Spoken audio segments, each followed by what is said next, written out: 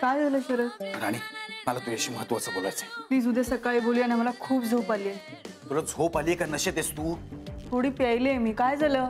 ऐक मग, मी जे सांगणार आहे ना ते सांगितलेलं ऐकल्यानंतर नशा उतरेल तुझ्या झटक्यात. मग नकोच सांगूस ना, प्लीज सकाळी बोलू. जातो. राणी संगीताला कळलंय. काय कळलंय? सगळं कळलंय. सगळं म्हणजे? हेच की आपण दोघं नवरा बायको आहोत, आपण मिळून हे केलं, हे सगळं कळलंय तिला. काय संगीता? तिच्या रूम मध्ये तिला मी हातपाय तोंड बांधून ठेवलंय. कुठे निघालीस? अरे संगीताला भेटायला नाही जायचं. का? मी सांगतो म्हणून. अरे पण तिला कसं कळलं? तिने फोटो बघितला. कुठला फोटो? आपल्या दोघांच्या लग्नाच्या वेळेचा. शरद, अरे मूर्ख आहेस का तू? का डिस्ट्रॉय नाही केलास तू फोटो? मी तुला सांगितलं होतं ना, आपलं ठरलं होतं ना शरद. राणी, आपल्या दोघांच्या लग्नातली एकमेव आठवण होती ती. अरे मग काय पुरावा म्हणून ठेवला होता तो? अगं मी नीटच लपवून ठेवला होता. ती अचानक संगीता माझ्या रूम मध्ये आली. मला काय माहिती?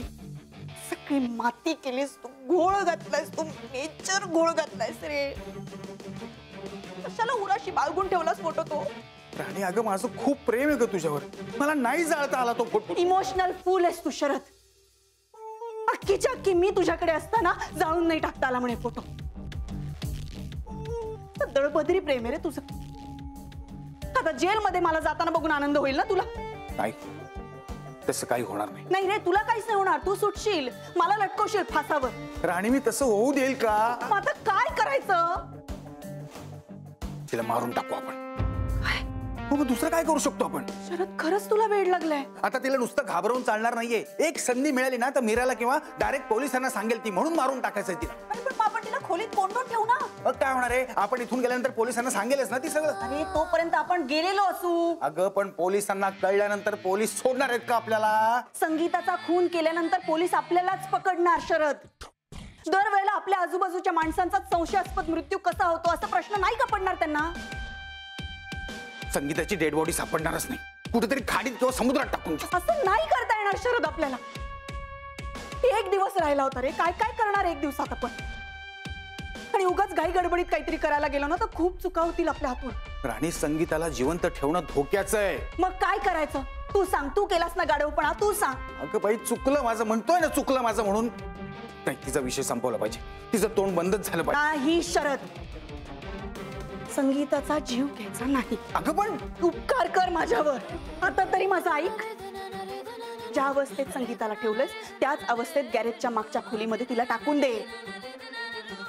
पुढे काय करायचं ते बघू, मला विचार करू दे. ठीक आहे.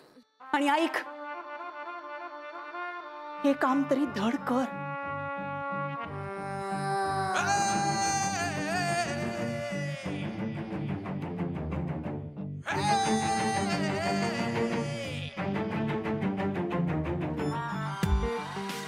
सफरचंदाचे काप नीट परतल्यानंतर त्यामध्ये दालचिनी पूड आणि मध घालून पुन्हा नीट परतून घ्यावं. बटर लावलेल्या ब्रेडवर सफरचंदाचे तुकडे, बदामाचे तुकडे, टुटी फ्रुटी, डार्क चॉकलेट आणि मीठ घालून दुसरा ब्रेडचा तुकडा त्यावर ठेवून वरच्या बाजूला बटर लावून घ्यावं. एका बाउलमध्ये स्ट्रॉबेरी सिरप आणि क्रीम घालून सॉस तयार करून घ्यावा. तयार सँडविच पॅन मध्ये बटरवर ग्रिल करून घ्यावं आणि स्ट्रॉबेरी सॉस बरोबर सर्व्ह करावं.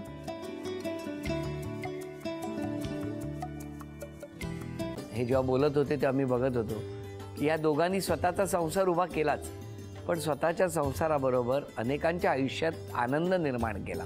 तो आनंद महत्त्वाचा.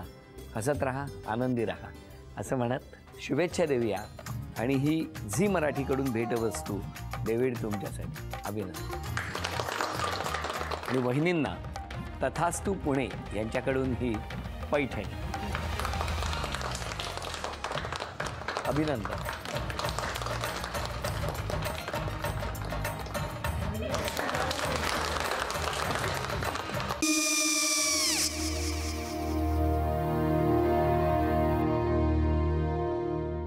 काय गो?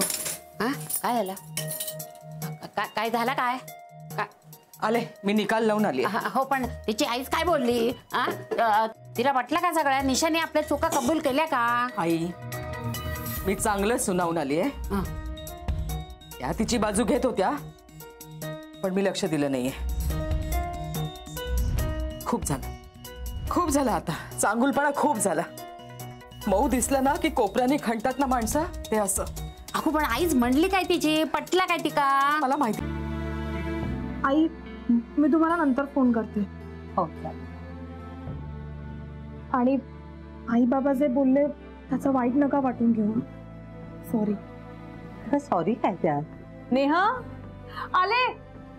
आई मी येते. होय काकू येते.